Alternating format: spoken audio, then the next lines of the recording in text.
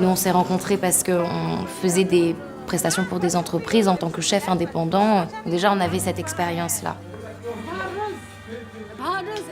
L'idée du réchaud, c'est vraiment de créer du lien à travers la cuisine entre les populations accueillantes et les populations accueillies. Il y a eu un élément déclencheur, c'est ce coup de téléphone de ma sœur qui vit en Allemagne et qui me dit qu'elle croise la route d'un couple de réfugiés syriens. Non, it's a buffet, donc on va faire des grands plats. Ils venaient d'arriver en Allemagne, ils étaient accueillis dans un refuge, mais ils faisaient la manche parce qu'ils avaient faim, parce qu'on leur avait servi de la soupe au porc dans le refuge. Ça a été un élément qui m'a vraiment choquée au plus profond. Garlic is for you? Non. Ouf. La première envie, en fait, ça a été de réparer. On s'est dit, on a l'expérience et la technique pour mener des ateliers de cuisine dans des endroits qui sont absolument pas des cuisines. Allons voir ce qui se passe sur le terrain dans des camps de réfugiés. Voyons si c'est possible d'apporter de quoi cuisiner pour faire ensemble, parce qu'autour de la table, on est tous des hôtes.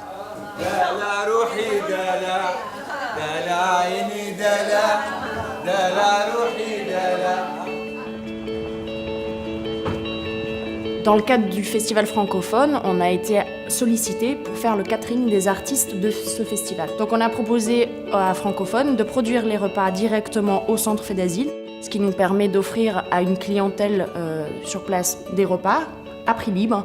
Et ces fonds-là sont reversés directement aux résidents qui ont travaillé avec nous la journée. Vous pouvez encore vous servir, hein? Ouais. Vous pouvez vous servir encore? C'est pas vrai. Parce que c'est super.